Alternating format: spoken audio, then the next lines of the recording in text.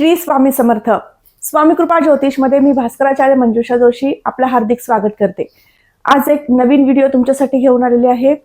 या व्हिडिओमध्ये आपण जाणून घेणार आहोत बुध राहूची युती झाल्यानंतर तुमच्या राशीला कोणते परिणाम शुभ आणि अशुभ प्रमाणात प्राप्त होणार आहेत.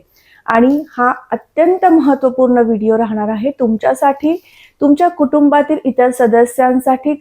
चला तर मग माहितीला सुरुवात करूयात.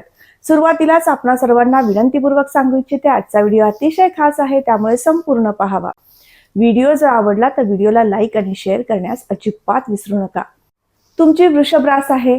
तुमच्या राशीला बुधदेव आणि राहुदेवांचे कोणते शुभ परिणामकारक फळ प्राप्त होणार आहे आणि कोणत्या बाबतीमधील अडचणी अडथळे निर्माण होतील हे आता आपण समजून घेत आहोत. तुमच्या राशी कुंडलीतील धनस्थानाचे अधिपती आणि पंचम स्थानाचे अधिपती बुधदेव आहेत. धनस्थान काय दर्शवतं? वाणी, मुख, नेत्र, याचबरोबर तुम्ही करणारं धनसंचय, या सगळ्या गोष्टी आपण धनस्थानावरनं पाहतो. त्याचबरोबर पंचम स्थानावरनं आपण शिक्षण, संतती, प्रेमप्रणय या सगळ्या गोष्टी पाहतो. धनस्थानाचे आणि पंचम स्थानाचे अधिपती बुधदेव ज्या वेळेस मीन राशीतनं तुमच्या राशी कुंडलीतील लाभस्थानातनं गोचर करतील त्यावेळेस काय करतील? धनसंपत्ती एकत्रितरित्या तुम्ही एखाद्या ठिकाणी इन्व्हेस्टमेंट करणं किंवा धनसंपत्ती संचय करणं याकडे तुमचा विशेष कल निर्माण करून देतील. त्याचबरोबर तुम्ही जर शेअर मार्केटमध्ये गुंतवणूक करत असाल तर तुम्हाला ती गुंतवणुकीची संधी वारंवार येईल. परंतु प्रत्येक गोष्टीमध्ये इन्व्हेस्टमेंट करताना बारकाईने चौकशी करणं हे फारच गरजेचं ठरणार आहे, कारण बुधदेव राहुयुक्त आहेत. त्यामुळे विचारपूर्वक आणि योग्य ठिकाणी आपण गुंतवणूक करतो का या गोष्टीची लक्षपूर्वक, जाणीवपूर्वक ती गोष्ट हाताळणं आवश्यक ठरणार आहे. राशी कुंडलीतील पंचम स्थानावरनं आपण शिक्षण, संतती आणि प्रेमप्रणय पाहतो.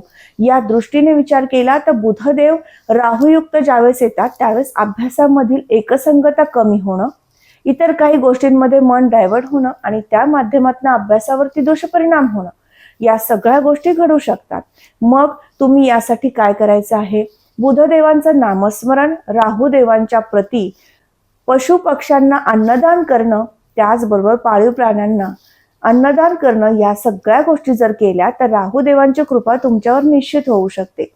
रीम बुधाय नमः, रीम राहवे नमः आणि रीम श्रीम सरस्वती देवे नमः या मंत्राचं पठण केलं तर तुम्ही जे शालेय जीवनातील शिक्षण घेत आहात किंवा उच्च शिक्षण घेत आहात किंवा स्पर्धात्मक परीक्षेची तयारी करत आहात, तुमच्या सगळ्यांसाठी उत्तमरित्या अभ्यास होऊ शकतो. तेव्हा स्थानावरनं आपण स्पर्धात्मक परीक्षेचे फॉर्म फिलअप करणं किंवा ऍडमिशन घेणं या सुद्धा गोष्टी पाहत असतो.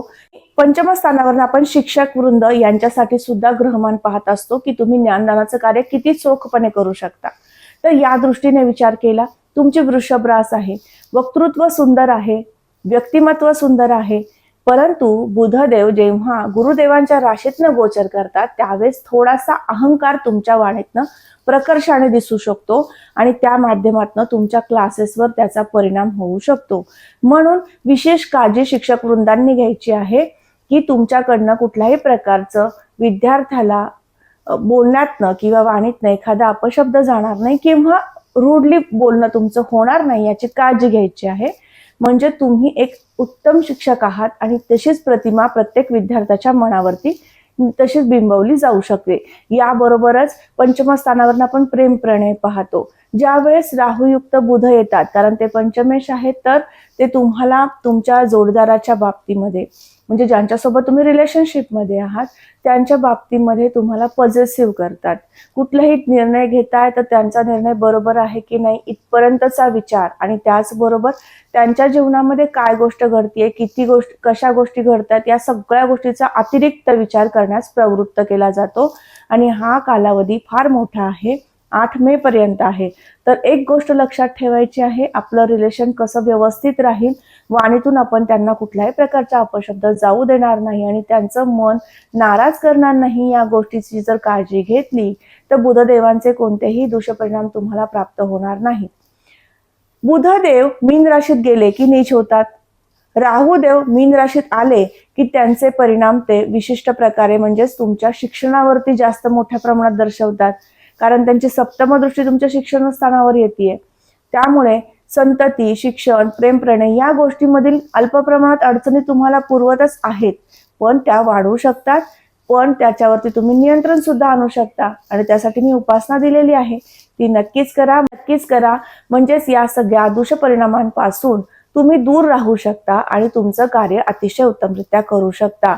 संतती सौख्याच्या दृष्टीने विचार केला तर ज्यांना फॅमिली प्लॅनिंग करायचं आहे त्यांच्यासाठी बुधदेव आणि राहुदेव युक्त आहेत. त्याच्यामुळे मेडिकली ट्रीटमेंट घेणं, तुम्हाला जास्त आराम करा किंवा कुठलंही एक्झर्शन तुमचं जास्त झालं नाही पाहिजे असा काहीसा सल्ला डॉक्टर सुद्धा तुम्हाला देतील. आणि मीही या माध्यमातून देऊ शकते की जर तुम्ही बाळाचं प्लॅनिंग करताय, तुम्ही महिला वर्ग आहात, तर तुम्ही जास्त दगदग होणार नाही या गोष्टीची काळजी घ्या.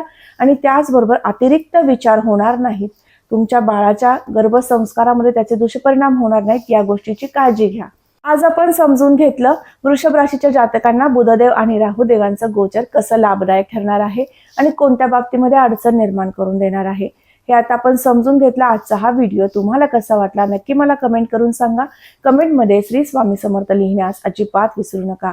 तुम्ही आपल्या चॅनलवर नवीन असाल नक्की चॅनलला सबस्क्राईब करा, बेल आयकॉनला क्लिक करा. पुन्हा भेटूयात अशाच माहितीसह. तोपर्यंत मी आपली रजा घेते. श्री स्वामी समर्थ. जय जय स्वामी समर्थ. रामकृष्ण हरी.